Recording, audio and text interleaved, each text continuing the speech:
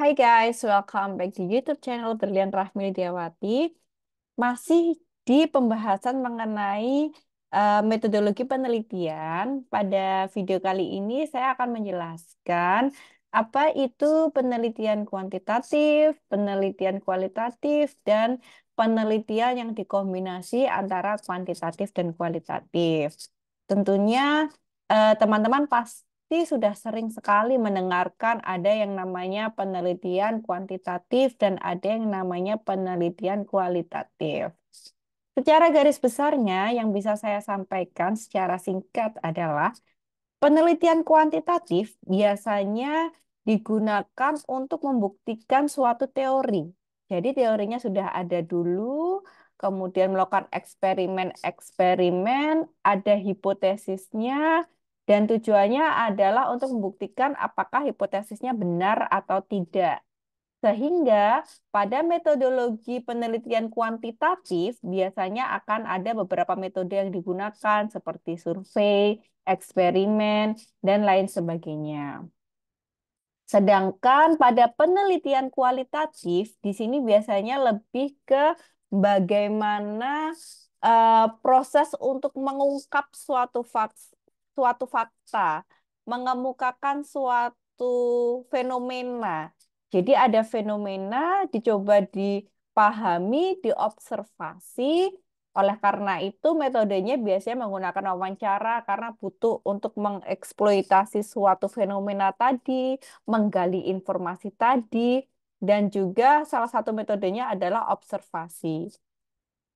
Nah, kemudian ada juga pada suatu kasus kita butuh memixkan dua metodologi ini, yaitu melakukan penelitian kombinasi, yaitu kombinasi antara eh, triangulasi atau kombinasi. Nah, untuk lebih jelasnya kita bisa lihat pada artikel yang menarik di sini. Ini adalah artikel yang ditulis oleh Pak Tony Dwi Susanto.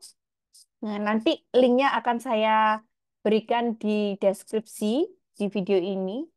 Nah, jadi apa sih yang dimaksud triangulasi desain di mana di sini menggabungkan antara kuantitatif dan kualitatif dan digabungkan.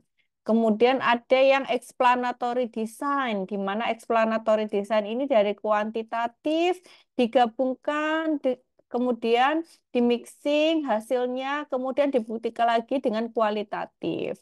Ada juga yang exploratory design, di mana ada kualitatifnya dulu, mulai dari data collection, data analysis, result, dimix dengan kuantitatif, dan baru diinterpretasi. Ada juga yang disebut dengan embedded design, di mana di dalam kuantitatif dilakukan kualitatifnya, digabungkan, dan diinterpretasi. Nah, jadi ada tiga metodologi penelitian yang paling umum. Yang pertama tadi adalah kuantitatif, yang kedua adalah kualitatif, dan yang ketiga adalah penggabungan keduanya.